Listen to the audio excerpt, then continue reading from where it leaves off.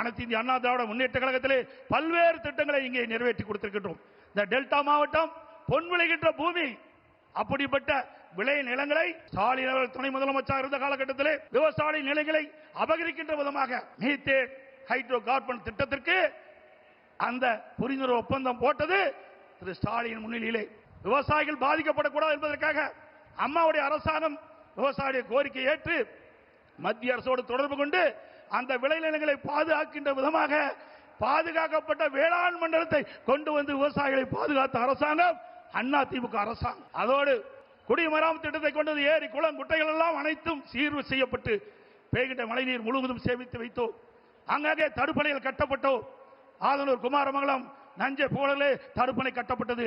முக்கம்பிலே தடுப்பணை கட்டப்பட்டது. அதே போல காவிரி குண்டாறு அற்புதமான திட்டம்.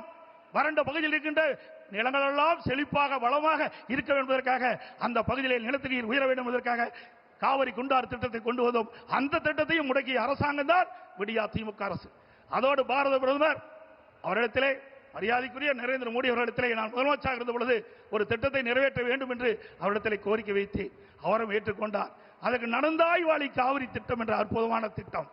மேட்டூர் அணையிலிருந்து வெளியேறுகின்ற நீர் கடலிலே கலக்கின்ற வரை அந்த நதியின் கரை ஓரமாக இருக்கின்ற கழிவு நீர் அந்த நதியிலே கலந்து மாசுபடுகின்றது.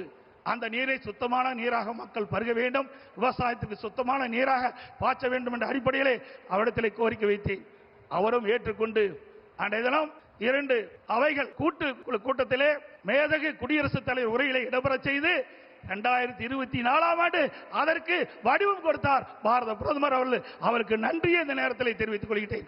சுமார் 11,250 கோடி நடந்தாய் வாழி காவிரி திட்டத்திற்கு மத்திய அரசு அனுமதி கொடுத்தது 2024ஆம் ஆண்டு கொள்கை விளக்க குறிப்பிலே இடம்பெற்றிருக்கிறது தமிழ்நாடு அரசிலே. ஆனால் இதுவரை அதை நிறைவேற்றப்படவில்லை. அது அனைத்து இந்திய அண்ணா திராவிட முன்னேற்ற கழக ஆட்சியிலே கொண்டு வரப்பட்ட திட்டம், மத்திய அரசு அனுமதிக்கப்பட்ட திட்டம் என்ற ஒரே காரணத்திற்காக இன்று தினம் முடக்கி வைத்திருக்கின்றார்கள். மீண்டும் உங்களுடைய பேர் ஆதரவால் நம்முடைய கூட்டணி அதிக இடங்களிலே வெற்றி பெற்று அனைத்து இந்திய அண்ணா திராவிட ஆட்சி அமைக்கும். அப்பொழுது நடந்தாய் வாழி காவிரி திட்டம் நிறைவேற்றப்படும் என்று சொல்லி வாய்ப்புக்கு நன்றி கூறி, அதே நேரத்தில் நடைபெறுகின்ற சட்டமன்ற பொதுத் தேர்தலிலே தேசிய ஜனநாயக கூட்டணியின் சார்பாக போட்டியிடுகின்ற அத்தனை வேட்பாளருக்கும் பெருவாரியான வாக்குகளை அளித்து அவளை வெற்றி பெற செய்து மீண்டும் அண்ணா திமுக ஆட்சி அமைக்க நீங்கள் அத்தனை பேரும் துணை இருக்க வேண்டும் என்று கேட்டு விடைபெறுகின்றேன். நன்றி, வணக்கம்.